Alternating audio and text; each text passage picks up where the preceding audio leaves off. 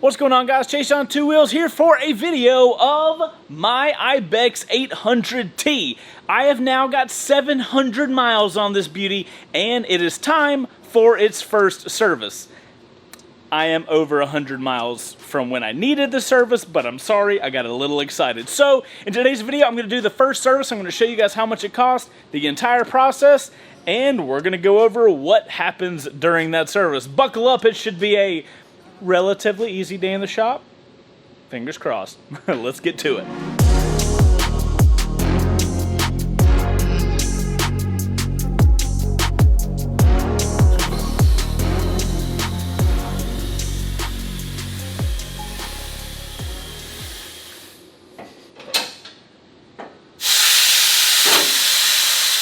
Alright guys, let's check this mamma jamma out. Alright, startup screen, and we should see up here, service, yeah, there you go, warning, service due. So if we go into the settings, and we go up, there you go. Warning, service due, 0 kilometers of 1,000. So basically what the motorcycle does is it counts you down until you're going to need the service, and it gives you basically how many more miles you have until you gotta do that. As you can see, odometer, total mileage, 715 miles. So, like I said, I'm a little off, but you know, when you got a motorcycle, you're enjoying it, you're having a good time, you're not thinking about service, even though you're looking at a red blinking light that's telling you, hey, check the service, but don't worry about that. So, here's the stuff we need to do the service, and it's pretty simple. So, as most of you guys know, the Ibex 800T is powered by the exact same engine as KTM's 790 Adventure, which makes things a lot easier for us, because this bike is brand new, and like, if you go to RevZilla to get your oil filter, you won't even see CFMOTO on there. But if you search for KTM 790 Adventure filters, this little bad boy pops up. You guys can see here on the back all of the models that this filter will fit in. This is what RevZilla recommended, so I grabbed this oil filter, and this and oil is the only thing you should need for this service. What type of oil, you ask? Well, let me tell you. So, based on the user manual, which, by the way, CFMOTO allows you very easily to download the user manual for all of their motorcycles. You literally go to their website, manuals, motorcycle manuals, and you just download the manual. I don't think most manufacturers do that, so I don't know why, but thank you CFMOTO for doing that. So, luckily, we happen to have some Motul 10 or 20 W50 motor oil here in the shop. Thank you, Motul, for sending that out. You can use 10 W50 as well, but if you look at this chart from the user manual, 20 W50 will totally fit the temperature range that I'm gonna experience here in Georgia, and since I've got this here at the shop, I'm gonna be using 20 W50, and you need 3 quarts of it, as you saw on the image that I showed you. So, we gotta get the skid plate off first, and then we gotta take some stuff off and get this oil draining out, so let's get to it.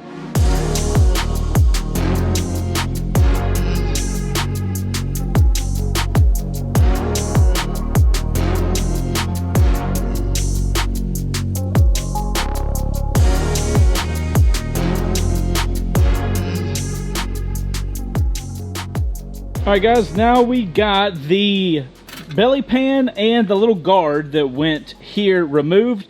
So these are going to be your drain bolts that you have to remove. This is actually going to drain the oil out. And then once we drain the oil out, we then change the oil filter. You guys can see it says oil filter right there. But before we do that, we got to crank the engine up and let the engine run so it heats the oil up, because that way it changes the viscosity of the oil, because otherwise it would be a little gloopy. But if it's warm, it will like flow better.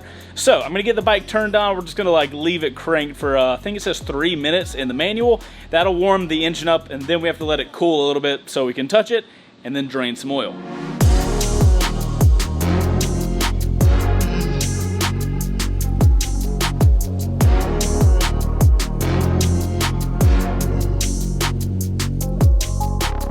Alright guys, engine is up to temp. It is pretty warm down here. Now we're gonna let it cool down just a little bit. And while we do that, I figured I'd let you guys know the reason I took this stuff off beforehand is so I wouldn't have to worry with more things that have to heat up and cool down. So probably could have taken that off before I put it on the lift, but I mean, that way I don't have to bend over. So we're gonna let this cool down. While we do that, I'm gonna get an oil tray and we're gonna let this thing drain on out.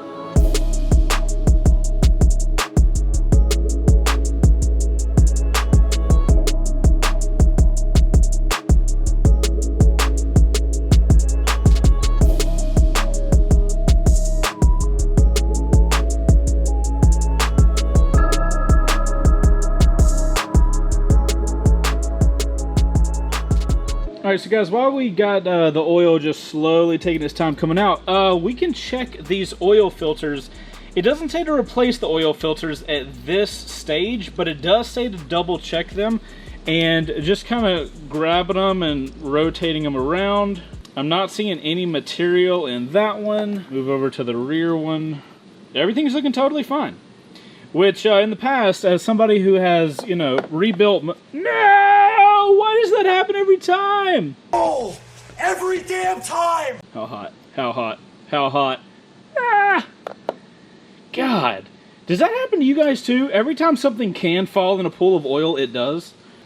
The amount of oil that this poor camera has had to just be put on it is... probably terrible.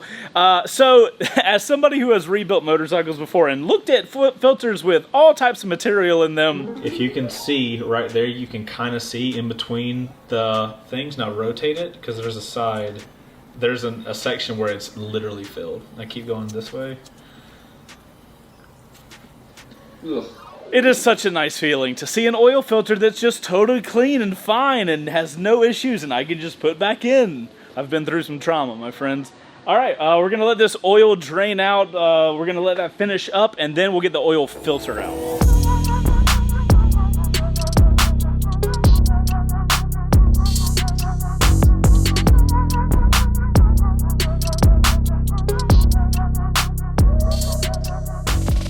So guys, that's the original oil filter coming out of it. Doesn't look too bad, but look at this new shiny boy.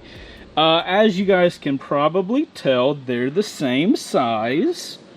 Look at it. It's the same.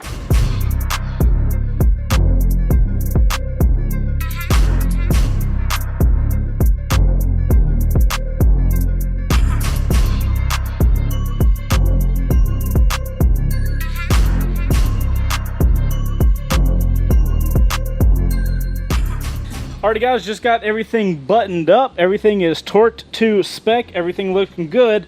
And when I was taking the oil out, I was moving it over here and look at the color of the oil. I don't know if this camera will pick it up, but can you guys see the like particulate that's in the oil? So I guess with that first oil change, you know, the engine's brand new and it's got all its new bits kind of messing around. So I guess you have all of that extra particulate that comes out in the oil, and that's probably why you have to do an oil change so early. Nasty oil is out now. We got to put the fresh, good stuff in. Before we do that, while I got the bike up, I'm just going to go ahead and install those, the belly plate and this bracket while I got the bike up, so that way I don't got to go up and down and up and down and up and down and up. You guys get it. All right, so I'm going to get that installed, and then we'll get the new oil in.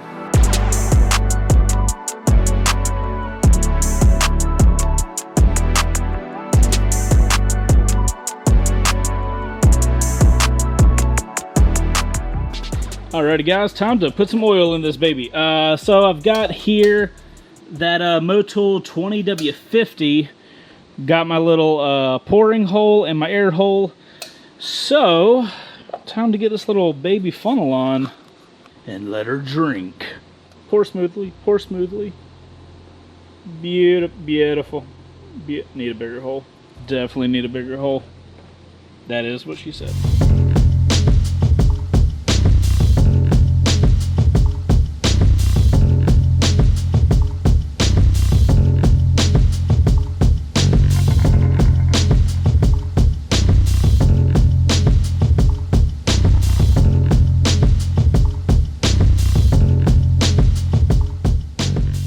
Alright guys, got a little over ambitious with the 3 liters that it requested.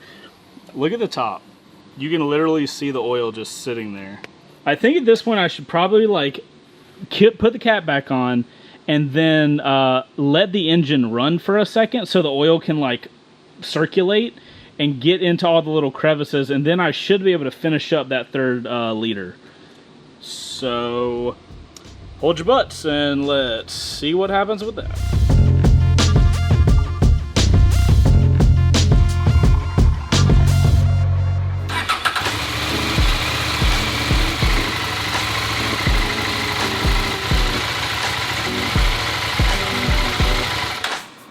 I knew it would go down some, but check this out. Look at that.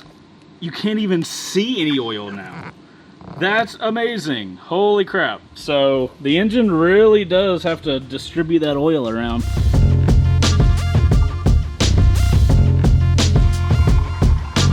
Alright guys, so the new oil is in, and there's a few other things to check on the manual wise when you get to that 600-mile interval.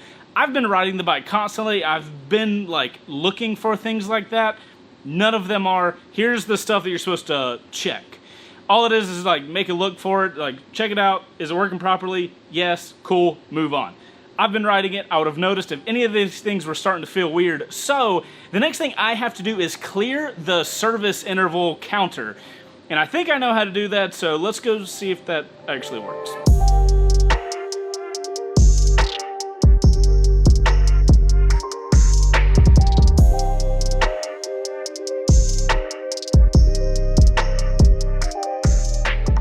All right, guys, check it out. My next service is in 15,000 kilometers. Hey, Google, how many miles is 15,000 kilometers? 9,300 and something miles. Let's go, fam. By the way, I don't know if you guys could see on the big camera, but once you're in this menu and it says service at the top, you hold this top arrow and the set button.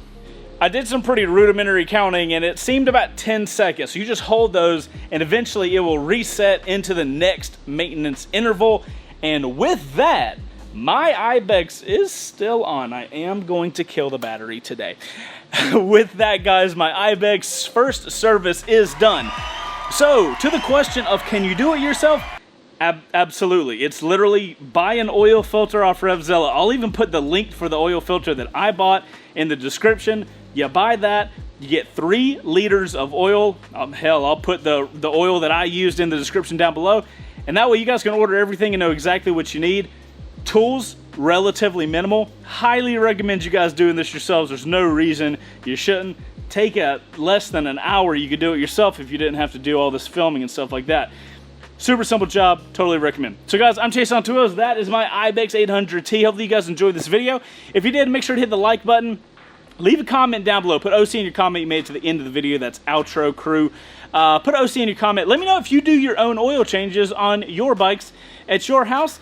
I'll see you guys on the next video. You guys ride safe, and it's time to make this thing an off-road worthy steed. You guys ready? I sure am. I'll see you on the next one. Later, guys. Did you guys even see the pickup video that I did for this bike? It's here at the end of the video. You're welcome.